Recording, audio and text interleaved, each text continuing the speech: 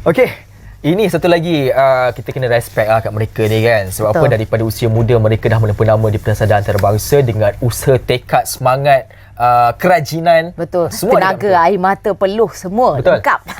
Okey, untuk itu kita bersama dengan dua tetamu hebat kita di studio pada ketika ini. Kita ada Nur Ainul Izzati binti Zil Husam, pelajar UMT, kru UMT Sailing Team juga, dan bersama juga di studio kali ini kita ada Nurul Zulaika binti Muhammad Zafarin, pelajar UMT juga dan juga kru UMT Sailing Team. Tahniah kami ucapkan tempat kedua.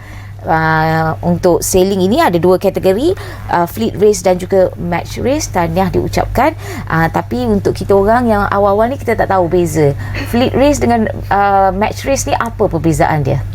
Siapa nak beritahu dulu? Okey. Kita tertanyalah kepada ini. Kita tanya dulu lah. Kalau kategori yang fleet race, kita orang akan start racing dengan banyak-banyak boat sekali. Okey. So sekali horn, semua start. Okay, untuk yang match race pula, one versus one. Yang tu lagi mendebarkan lah. Siapa-siapa dulu lepas tu lah?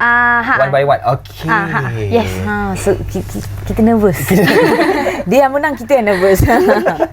Okey, untuk capai kejayaan ini, pastinya bukan seorang saja yang bergerak kan. Ada satu teamwork. Mungkin berkongsi kita usaha ke arah itu. Siapa yang bersama-sama untuk memastikan supaya tim ini berjaya untuk mencapai sampai ke tahap ini?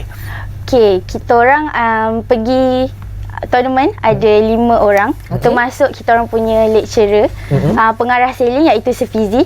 Coach kita orang ada dua orang, Coach Anas dan Coach Lah, Coach Saifullah. Dua-dua coach sailing Malaysia, Terengganu punya coach. Lepas tu kita orang 3 orang, ada lagi seorang student, dia tak dapat join kita orang. So kita orang akan pergi 6 orang ke sana and lawan 5 orang. Atas boat, dalam satu boat tu 5 orang yang akan lawan.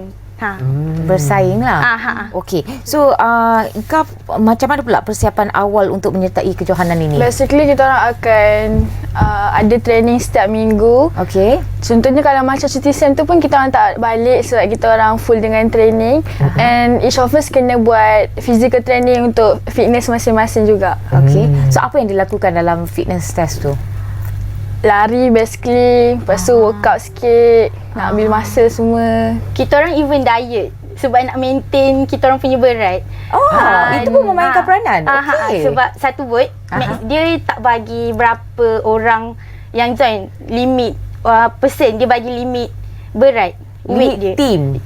Yes, overall team punya weight kita orang kena capai maksimum 325 kg. Oh, bukan kira berapa orang di dalam itu? Kira juga. Dia kira lah 5 orang tambah tak boleh lebih 300.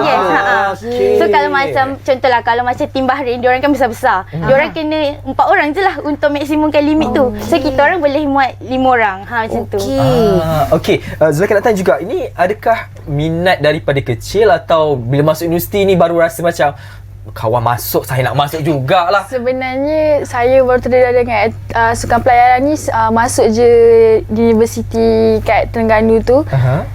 Sebab kita orang ada macam sem first, kita orang ada subjek yang kita orang kena ambil. So subjek tu subjek pelayaran lah. So, mula-mula kita orang ambil basic je, lepas tu ambil advance, dan sekarang ni kita orang tengah ambil coaching. Dan UMT ni satu-satunya universiti di Malaysia ni yang mempunyai pusat latihan pelayaran yang mana kali ini dijemput khas kan daripada kerajaan Bahrain untuk join. Betul. Hebat tu ni. Okay. So Ika, masa kat sana saya faham bahawa masa korang tengah berlayar, bertanding tu semua, rakyat Malaysia ramai memberi sokongan dan ni. Cuba ceritakan. There was a lot of family yang datang kat sana yang kita orang pun tak sangka seramai itu yang keep supporting us, hari-hari ada. And diorang bukan just datang, diorang juga bawa kita orang pergi jalan-jalan kat bandar sana. And even diorang jemput kita orang datang rumah untuk makan-makan juga. Best lah. And kita orang rasa sangat bertuah sebab kedutaan Malaysia kat Bahrain sendiri yang jemput kita orang waktu kita orang touchdown dekat airport tu. Terus pergi pejabat dia untuk dia orang bagi makan, and dia orang pun ada juga bagi bantuan-bantuan staff semua.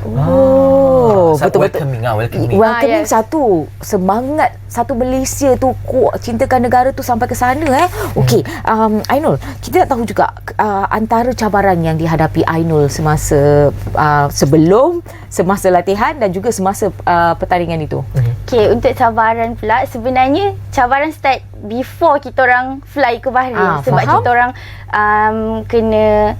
kena buat training obviously. Lepas tu kena cari penaja. Kita orang even cari penaja sendiri.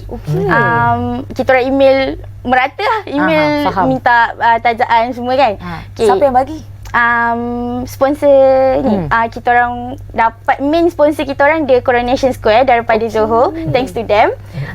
Lepas tu kita orang kena bila dah sampai Bahrain, kita orang kena adapt pula dengan environment kat sana. Angin dia, suhu air dia semua sangat berbeza dengan dekat Malaysia. Kita orang even time tournament tu kita orang even jatuh air. Memang masuk dalam laut sebabkan angin yang kuat. Lepas tu ombak dia tinggi. Macam tu lah. Inilah macam dalam ni. Betul. Cerita Itu saya. Okey. Dia bangga itu saya. Okey, Ainul, perasaan macam mana awak ketika itu? Takut tu memang takut ke tak takut sebab dah biasa? Dah biasa tu tak adalah, tapi before ni kita orang memang didedahkan untuk recover kalau kita orang capsize, kalau kita orang main overboard. So kita orang tahulah apa nak kena buat. Semuanya dia tak adalah takut, dia macam shock sebab masuk je air terus sejuk, macam boleh ke berenang ni sebab macam sejuk gila. Okay, masa yang dia ambil yalah sampai sana kan, dengan sebelum hari pertandingan, berapa lama masa dia ambil untuk menjalani latihan di Bahrain itu untuk menyesuaikan diri dengan keadaan di sana?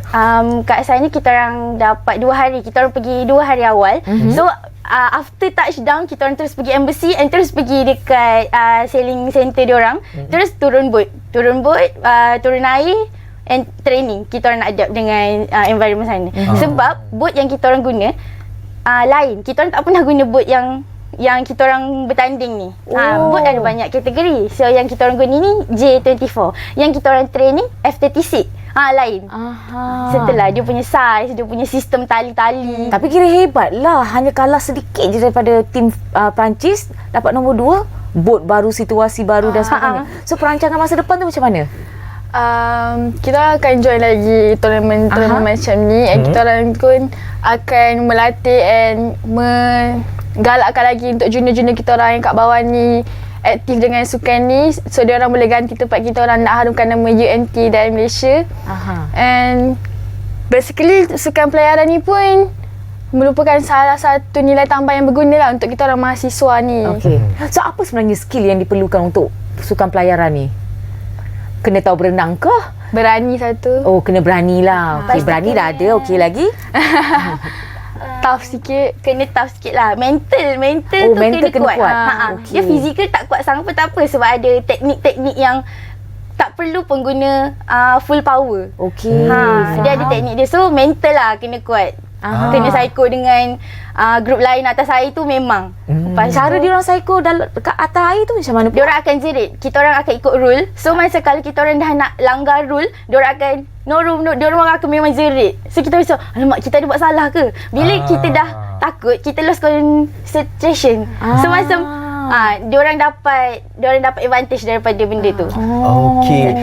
Nak faham jugalah sebab sukan ini melibatkan juga tentang tadi sebut kata angin, kena tahu ombaknya juga kena tahu juga kan. Mungkin ada skill-skill tertentu yang perlu, kemahiran-kemahiran tertentu yang perlu kita tahu untuk masuk dalam kena boleh baca barometer ke, pot dengan lagi satu tu apa? Starboard ke. Tengok sekarang pun confused. Kalau macam tu basic lah. Teknik yang kita kena tahu, Baca angin, baca air masuk, air keluar. Lepas tu tapi mainly baca angin lah. Angin tu datang dari mana. Sebab kalau kita direct depan-depan dengan angin, kita tak jalan. So kena berapa degree daripada angin. Setelah Itu semua ada diajar lah masa ada, dekat ada. pusat pelayaran ni. Okey. Okey, nak tanya juga sedikit saja di penghujung ini, Malaysia antara yang sekarang ini telah keterhadapan untuk sukan pelayaran seperti ini, dan kita juga dah masuk ke sukan-sukan bertaraf cukup tinggi. Anda sendiri sebagai atlet, adakah mempunyai keinginan juga cita-cita ke arah itu? Lepas ni nak mewakili Malaysia dah wakil UMT, lepas ni nak wakil Malaysia dalam sukan. Nak jadi atlet kebangsaan untuk Olimpik ke barangkali? Dia belum fikir, belum fikir lagi. Belum fikir, tak apa. So selain daripada piala dengan pingat ni, apa lagi yang anda semua peroleh? Untuk tempat dapat ni je lah. Tapi actually kalau nombor 1 dapat jam Omega yang tak apa, Dik. beribu cuma Kita jangan cerita yang nombor 1 tu. okay. Sedih nanti. Jam Omega, Dik. Mahal, Dik. Tapi tak apa, lepas ni boleh lebih berusaha untuk dapatkan. Lepas ni kalau wakil Malaysia tak ada Omega, Rolex, Dik. Okey. Tahniah sekali lagi dan semoga maju jaya lepas ini. Semoga kemenangan ini menjadi Inspirasi. orang kata inspirasi untuk kemenangan yang akan datang. Betul. Okey. Baik, terima kasih kepada adik Nur Ainul Izzati Zilhusham dan juga Nurul Zulaika Muhammad Zafarin, merupakan pelajar-pelajar PUMT yang telah pun mengharumkan nama negara. Terima kasih sekali lagi bersama kami. Kita pun sudah berada di penghujung rancangan. Terima kasih banyak kerana menemani kami selama lebih kurang dalam 1 jam ini. Juga kami ingin mengucapkan ucapan takziah sebenarnya kepada salah seorang rakan kami yang merupakan salah seorang penerbit dari bilik berita, iaitu saudari Fadilah yang baru saja kehilangan bapanya. Kita sedekahkan Al-Fatihah kepada bapa beliau dan semoga ditempatkan dalam kalangan orang-orang yang beriman. Al-Fatihah.